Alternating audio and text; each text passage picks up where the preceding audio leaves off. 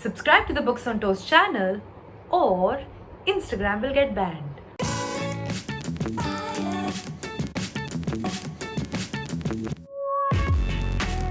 Hello everyone, my name is Sharon and I welcome you to a brand new episode on the Books on Toast channel. I'm thinking, should you be proud of us for being punctual and releasing a video every year? What's that? I can't hear you. Come on, give it up. Give it up. This episode is about Kashmir. Kashmir, a place and a concept that evokes equal amount of mystery and awe in our collective imaginations. And why wouldn't it? It's a place that's seeped in a bloody and tumultuous past and has an ever-changing and tragic history that is difficult to follow, archive, and also make sense of. And as history has come to teach us, there are no absolute account of events as they take place. There is always a perspective. And in Kashmir's case, it is the perspective of the people who live and build their lives in the valley, Indians, Pakistanis, and the rest of the world. Often we get so fixated on facts and events like terror attacks, military action, and curfews that we forget that the story of Kashmir is the story of its people. As author James Baldwin once put it, people are trapped in history and history is trapped in them. So I decided to skip non-fiction and read about the Kashmiri experience in fiction. Some books written by Kashmiris themselves who still live there, some from migrants, and some who gazed into the valley as outsiders. So here's my list of books that are based on the valley. First one is The Collaborator by Mirza Waheed. I've read two books by him, this one and the Book of Gold Leaves, that I didn't really care that much about. But The Collaborator is his debut novel and I think it's an excellent one to read.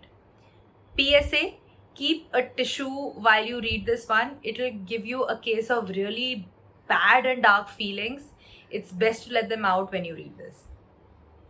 The Collaborator is set in the early 90s and it is the story of this unnamed narrator, a 19-year-old boy who grows up in this small but forgotten village as he describes it in the novel along the LOC.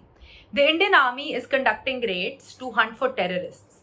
4 young boys from the village who would spend their days idling by, playing near the river or even playing cricket with their friends, etc.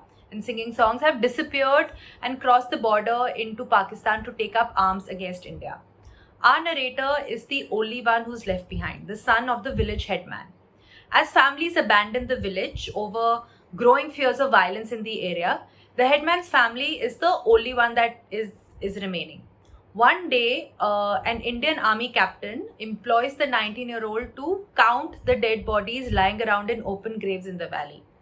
Each day he goes reluctantly and counts the corpses, fearing that one day he'll discover the dead bodies of his missing friends.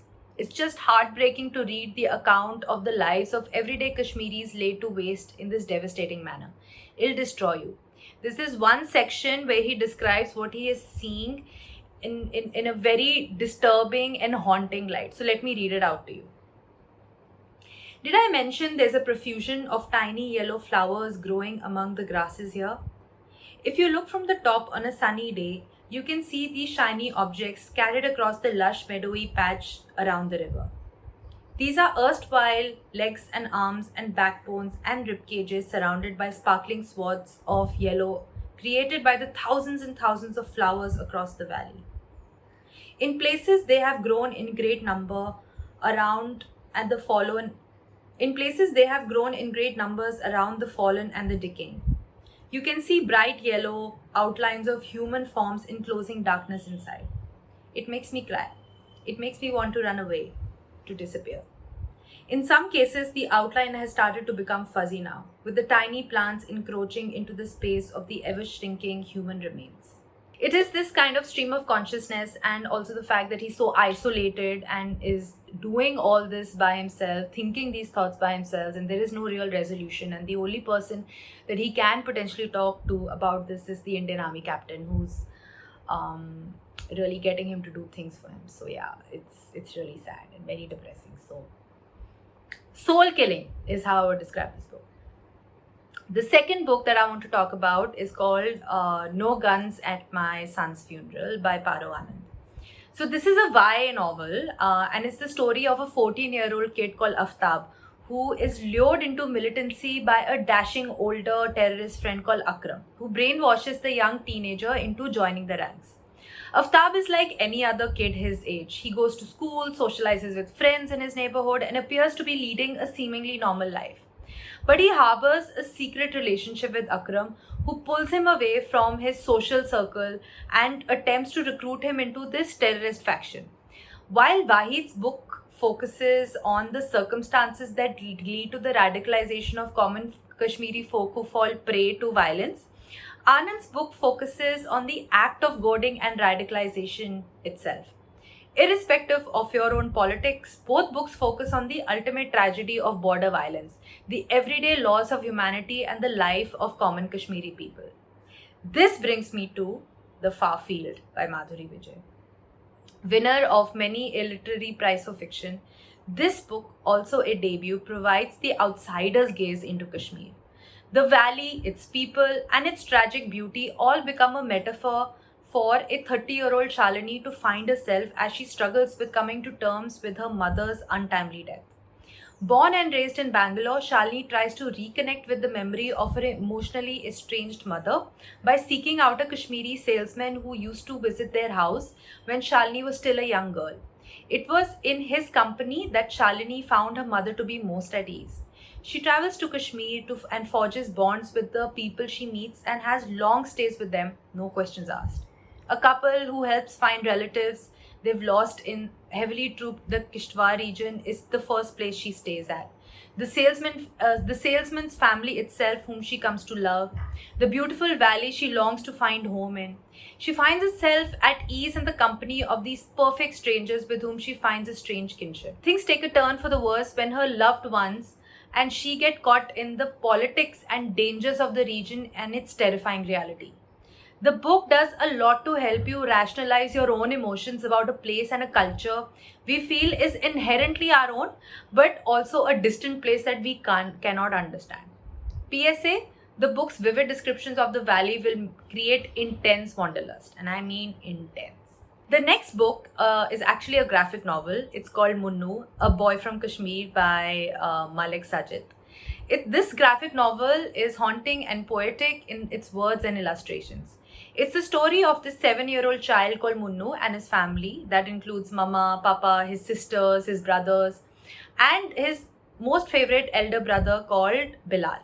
Munnu loves eating sugar and loves to draw. It's the story of his family seen through the eyes of Munnu against the backdrop of Kashmirian conflict.